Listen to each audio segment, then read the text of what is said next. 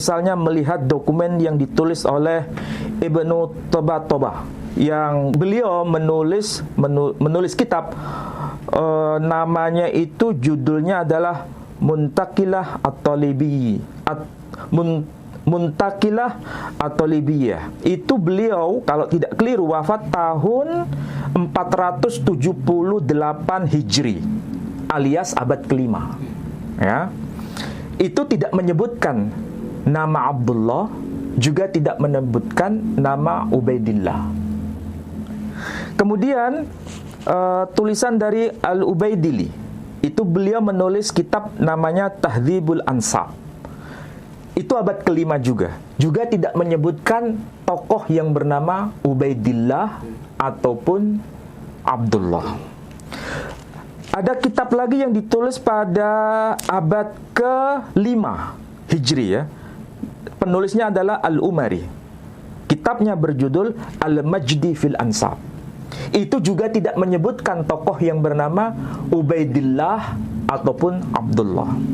Kemudian satu kitab lagi, karangan dari Al-Marwazi. Beliau wafat tahun 616 Hijri, berarti abad ke-7. Judul kitabnya Al-Fahri.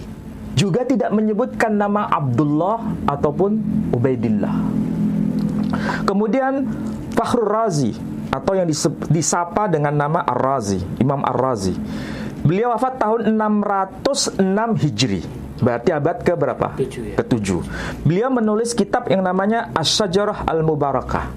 Juga tidak menyebut nama Ubaidillah ataupun Abdullah.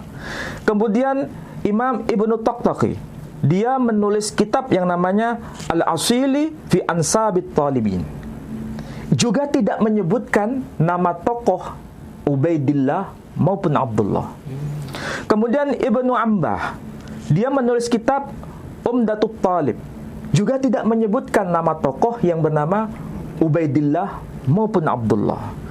Kemudian kitab yang ditulis pada abad ke-10 Hijri, yakni kitabnya yang berjudul Bahrul Ansab, tulisan dari Amiduddin An-Najafi, juga tidak menulis tokoh yang bernama Ubaidillah maupun Abdullah. Inilah yang dipertanyakan dalam konteks kajian manuskrip sebetulnya. Kalau seandainya ada penyebutan tokoh yang bernama Ubaidillah maupun Abdullah dalam salah satu kitab yang hadir di masa awal, ini kan abad ke-5, ke-6, ke-7, ke-8, ke-9, ke-10. Kalau seandainya ada, itu selesai kasusnya.